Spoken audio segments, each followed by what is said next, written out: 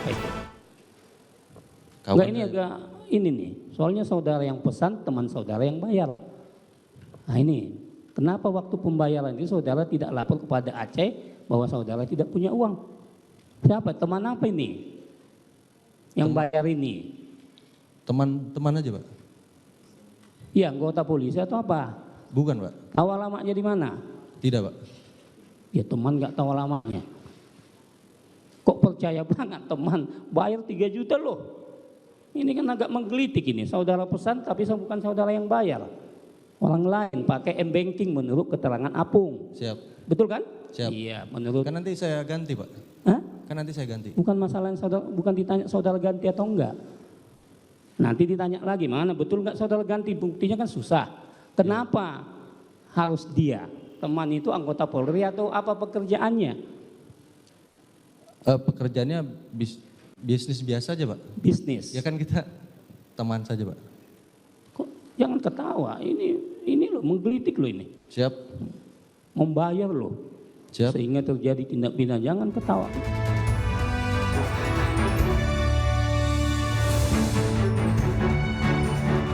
Selamat sore pemirsa, kita berjumpa di iNewsroom, ruang memperdalam informasi yang aktual dan komprehensif bersama dengan saya Renhard Sirait. Ribuan buruh dari berbagai serikat pekerja menggelar aksi turun ke jalan mendesak pemerintah membatalkan pengesahan Undang-Undang KUHP. Aksi yang diramaikan dengan karnaval kelas pekerja dari Bundaran HI menuju Istana juga sebagai perayaan atas lolosnya Partai Buruh sebagai parpol peserta pemilu 2024 mendatang. Dianggap kita sudah punya partai. Aksi turun ke jalan menolak KUHP yang baru digelar ribuan buruh dari berbagai serikat buruh. Bertempat di Bundaran Hotel Indonesia, Jakarta Pusat, sebagian buruh telah berkumpul untuk melakukan long march menuju Istana Negara. Aksi yang digelar kelas pekerja ini diikuti oleh berbagai elemen buruh, mulai dari buruh pabrik, kuli bangunan, pedagang asongan, sopir angkot, hingga tukang becak.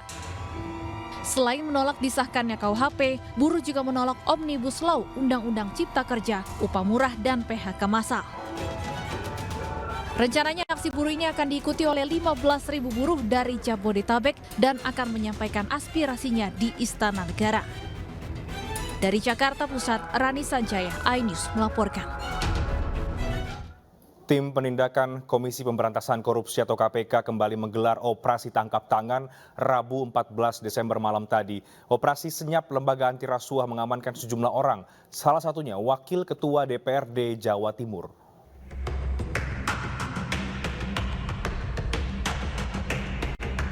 KPK mengamankan 4 orang dalam operasi tangkap tangan Rabu malam tadi di Surabaya. Salah satunya adalah Wakil Ketua DPRD Jawa Timur berinisial STS. Ruangan STS di kantor DPRD Jawa Timur kini juga sudah disegel oleh penyidik KPK.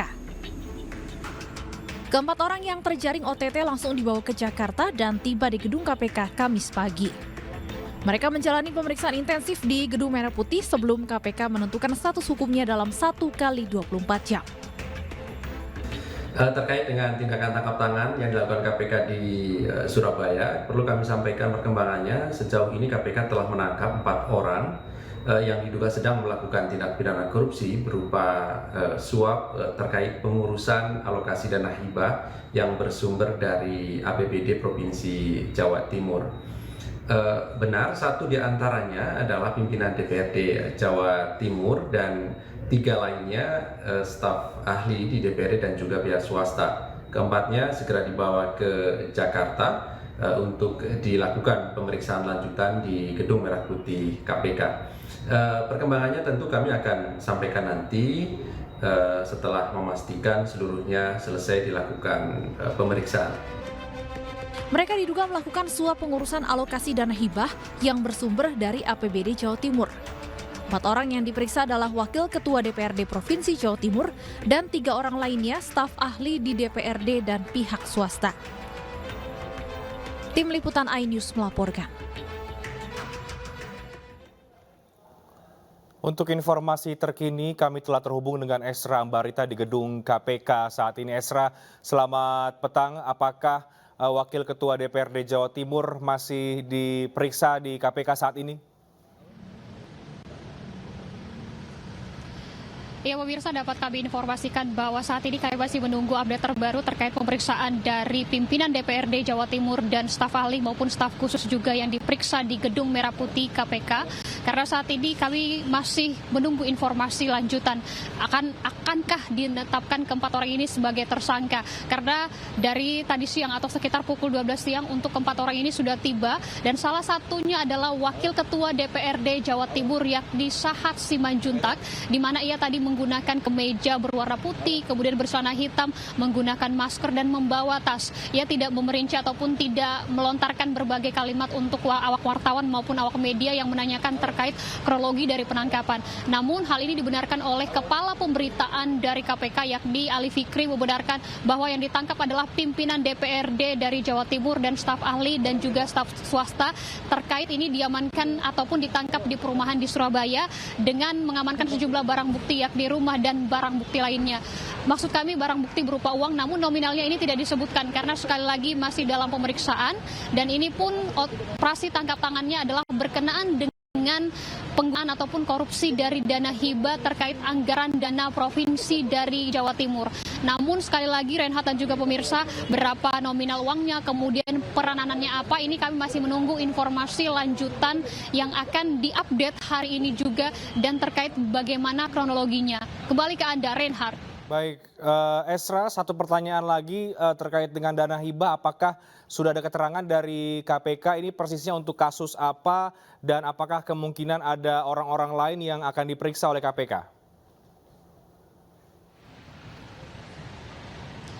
Ya Renhat, hingga saat ini kami masih menunggu memang terkait penggunaan dana hibah ataupun secara komprehensif bagaimana nanti penjelasan dari KPK. Karena ini terbatas sekali informasi yang disampaikan dari pihak KPK, hanya membenarkan memang ada 4 orang yang dibawa ke Gedung Merah Putih KPK ini. Namun untuk lanjutan informasi, kemudian peranan kronologi dan apakah akan ada juga orang yang akan diperiksa mengenai penyalahgunaan dana hibah ini masih terus didalami dan masih di dalam pemeriksaan. Untuk diketahui juga bahwa beredar informasi ataupun informasi yang kami kumpulkan Renhat pemirsa bahwa untuk ruang kerja dari pimpinan DPRD kemudian juga ruang kerja lainnya di Provinsi Jawa Timur ini masih dalam penyegelan dengan statusnya adalah dalam pengawasan KPK. Ini artinya KPK masih memiliki kewenangan maupun hak untuk nanti menentukan kewajiban maksud kami adalah menentukan status dari keempat orang ini apakah dinaikkan menjadi tersangka karena sekali lagi ini masih didalami. Renhat.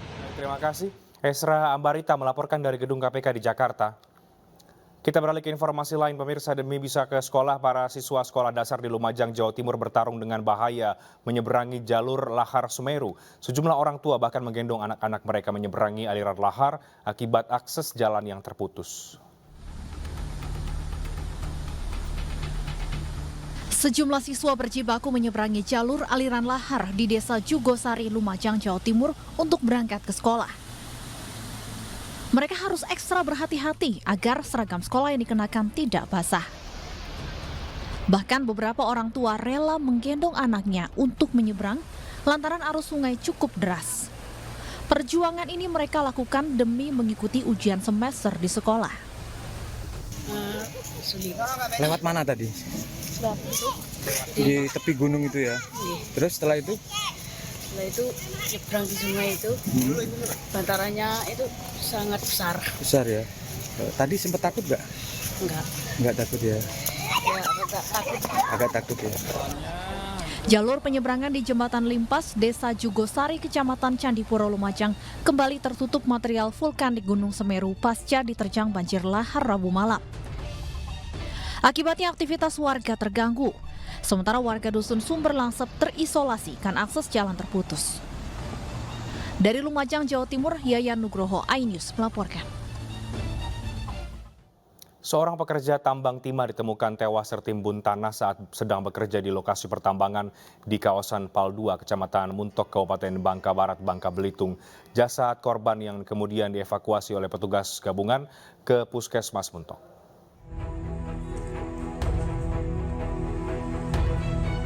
Petugas gabungan dari Basarnas, BPBD, dan Polres Bangka Barat mengevakuasi jasad korban pekerja tambang yang tewas tertimbun tanah. Seorang pekerja tambang bernama Darwin, 50 tahun, ditemukan tewas tertimbun tanah saat sedang bekerja Rabu kemarin. Petugas gabungan sempat mengalami kesulitan untuk mengevakuasi jasad korban. Lantaran jasad korban tertimbun di dalam lubang tambang yang berada di kedalaman sekitar 2,5 meter. Selain itu, jasad korban juga tertimpa dan terhimpit batu yang berukuran besar sehingga menyulitkan proses evakuasi. Petugas pun mengerahkan 1 unit ekskavator mini dan beberapa unit mesin pompa air. Setelah berusaha sekitar kurang lebih 2 jam, jasad Darwin, warga Kampung Senang Hati Muntok, akhirnya berhasil diangkat dari lubang tambang. Kasat Reskrim Polres Bangka Barat, Ibtu Ogan Arif mengatakan, penyebab kematian Darwin masih dalam proses penyelidikan lebih lanjut. Kegiatan penambangan di lahan sendiri milik bapaknya, informasi diduga korban tadi meninggal dunia karena dia menambang sendiri, sudah dievakuasi oleh Basarnas, BPBD, dan anggota Polsek maupun anggota Polres serta bantuan dari warga. Tadi dibantu 1 alat, 1 ekskavator mini. Alhamdulillah sekarang sudah terangkat dan sekarang dibawa ke puskesmas. Untuk kepastian korban meninggal dunia karena apa, kehabisan napas atau karena apa, nanti kita tunggu hasil dari puskesmas. Oleh petugas gabungan, jasad Darwin kemudian dibawa ke Puskesmas Muntok untuk diotopsi. Dari Bangka Barat, Bangka Belitung, Rizky Ramadhani, iNews melaporkan. Sidang perintangan penyidikan kasus pembunuhan Brigadir Yosua dilanjutkan. Terdakwa mantan anak buah Sambo saling bantah terkait CCTV. Kami hadirkan informasinya sesaat lagi.